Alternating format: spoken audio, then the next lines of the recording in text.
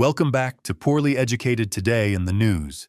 And folks, buckle up because America's macro environment has gone from mildly confusing to full-blown who left the deep fryer running next to the propane tank. Levels of excitement. We got foreign policy, domestic chaos, tornadoes in February, and an economic report that reads like somebody tried to microwave a spreadsheet.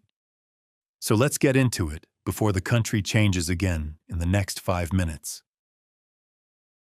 Segment 1. The Board of Peace, and whatever the opposite of peace is. So the administration launched this big fancy gathering called the Board of Peace, which is kind of like the Avengers if the Avengers solved problems by writing enormous checks and hoping nobody noticed the explosions behind them. They kicked things off by pledging $5 billion to rebuild Gaza, which is a lot of money. That's buy every county fair funnel cake for the next decade money. And President Milei of Argentina even showed up. Now what he's doing there, I don't know. But I respect a man who jets across continents just to say, yeah, sure, I'll be in your peace club. Meanwhile, Pakistan's like, we'll send troops, but only if y'all promise this ain't gonna turn into a shootout. Which is exactly the kind of thing people say right before something turns into a shootout. And while Washington's out there drawing up PowerPoints about peace, on the ground, Hamas is collecting taxes, paying salaries, and basically running HR orientation for its new batch of employees. That's not usually what peace looks like. That's what it looks like when two people say they'll fix the house, but only one of them brought a hammer and the other brought a flamethrower. But don't worry. Europe is thinking about forming a committee. And if anything says immediate results, it's a European committee. Segment 2. Trump, Ukraine, coal, and the world's saddest ballroom. Now, the U.S.-Ukraine relationship has reached that point where your friend starts subtweeting another friend, and you're just sitting there like, please don't drag me into this. Trump said Ukraine started the war because they didn't hand over part of their country, which is basically like saying, if you didn't want your bike stolen, you should have given it away sooner. Zelensky fired back, saying the president was living in a Russian disinformation bubble, which might be the nicest way anybody has ever called someone a Kremlin parrot. Then we got this executive order declaring clean coal as a national defense priority. Redneck me appreciates the patriotism, but calling coal clean is like calling moonshine FDA certified. It may warm your heart, but it's going to burn something else on the way down. And meanwhile, the National Trust for Historic Preservation is suing to stop Trump from building a giant White House ballroom. Nothing screams America 2026 like saying, "Sir, we cannot address Medicare or inflation right now. We have to talk about the chandelier budget." But the USDA is out here hustling. Billions in bridge payments, wine exports to Mexico, soybeans to Bangladesh. We're basically the Costco of agriculture. But the big headliner, a crackdown on chronic dog welfare violators. If there's anything that unites America, it's reminding people, be nicer to dogs, you degenerates.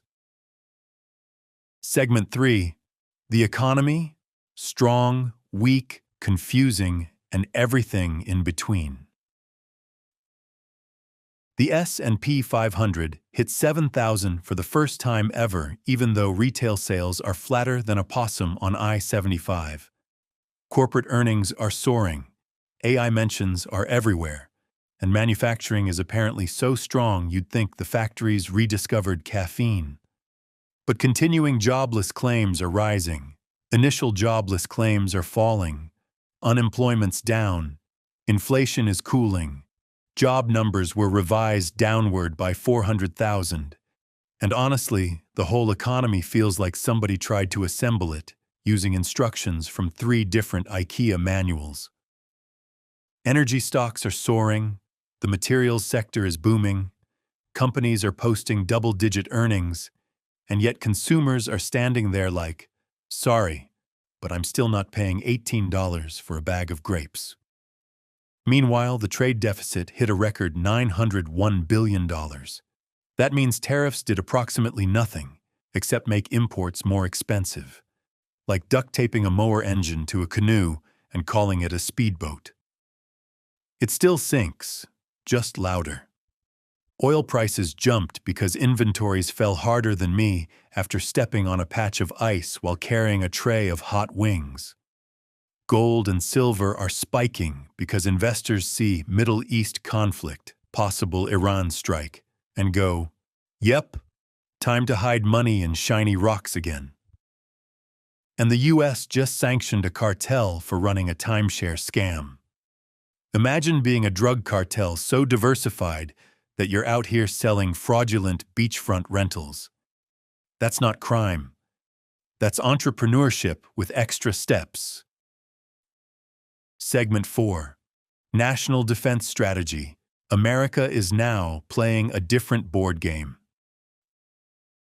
The new 2026 National Defense Strategy basically says, Europe, you're on your own. Good luck with Russia. Don't call us unless you have snacks. Aid to Ukraine is down 99%. European nations are doing the heavy lifting, and the US is pivoting to hemispheric security, which is government speak for, we're fortifying the backyard. The US even proposed a 30-day ceasefire to freeze the lines where they are.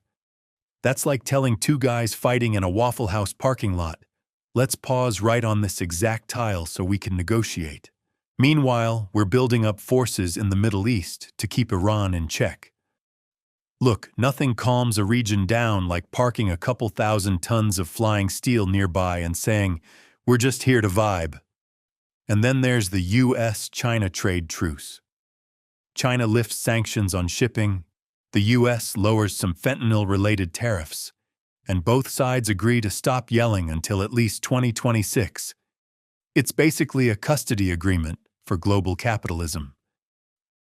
Segment 5. Immigration crackdowns, court battles, and Harvard getting yelled at. DHS awarded a border wall megaproject to a private contractor.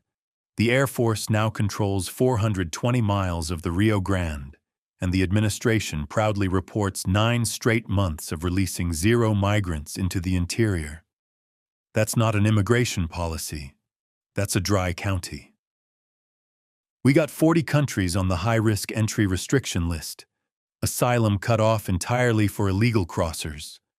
Minnesota under investigation for immigration fraud. And USCIS building new screening centers like they're opening Chick-fil-A franchises. Meanwhile, the courts are cooking. The FTC's merger rule got vaporized in Texas, which means corporate America is about to combine like Power Rangers. The DOJ is suing Harvard for allegedly hiding admissions data, and Harvard's like, we're being targeted because you don't like us. Which, let's be honest, is kind of Harvard's whole vibe. And of course, the Supreme Court is busy. Birthright citizenship case coming in April, Roundup weed killer case in April, Cuba property case this week, and even a ruling saying chicken wings labeled boneless can still have bones. That one personally offends me. If I wanted to break a tooth eating a snack, I'd chew gravel like a normal redneck child. Segment 6. Technology, health upheaval, weather insanity, and the Olympics. Meta's getting sued by a young woman claiming social media is a digital casino. And honestly, she ain't wrong. I've lost hours scrolling reels of raccoons stealing hot dogs. Zuckerberg admitted kids lie about their age, which is the least surprising revelation since Water is Wet or Florida Man arrested again. Tech layoffs continue. Workday, Telstra, XAI, Heineken. Everybody's cutting jobs except Walmart greeters and the guy who fixes the ice cream machine at McDonald's. That dude is untouchable. Then we got the new CDCNIH superdirector, Dr. J. Bhattacharya, who now controls both agencies like a biomedical Thanos. Researchers are fleeing, vaccine programs are shrinking, states are suing, and the administration is considering changing childhood vaccine schedules like it's a Spotify playlist. FDA reversed course and agreed to review Moderna's flu vaccine after initially slamming the door. NCI is studying ivermectin for cancer, which made scientists faint so hard they needed FDA-approved smelling salts. Alabama wants robots delivering maternity care, because nothing says beautiful miracle of life like Robo-Doula 3000 rolling into the delivery room. And nature has gone feral. Tornadoes in February hitting Indiana, Ohio, and Kentucky. Avalanches in California triggered by a snow drought. Wildfires torching Oklahoma. A cyclone flattening Madagascar. At this rate, next week's forecast is going to read Tuesday, partly cloudy. Wednesday, raining frogs. Thursday, spontaneous geysers of hot queso. But at least the Olympics are incredible. Schifrin dominating slalom like she's sponsored by gravity itself. Klæbo winning more gold than a televangelist's wardrobe. The women's hockey team outscored opponents 31-1. That's not a sport. That's a biblical smiting. Ilana Myers-Taylor finally got her gold. And the whole world is at least feeling united about one thing. Those speed skaters look like they're racing for their lives. In conclusion, America is juggling more plot lines than a streaming service drama written during a caffeine shortage. We got peace boards, trade truces, weather catastrophes, agency overhauls, courts rewriting rules, an economy that's both rich and broke at the same time, and half the tech sector getting laid off while the stock market pops champagne. But don't worry. We'll be right here tomorrow, reading through the rubble and trying to make sense of whatever the country does next. This has been Poorly Educated Today in the News, and remember, if the world seems confusing, that just means you're paying attention.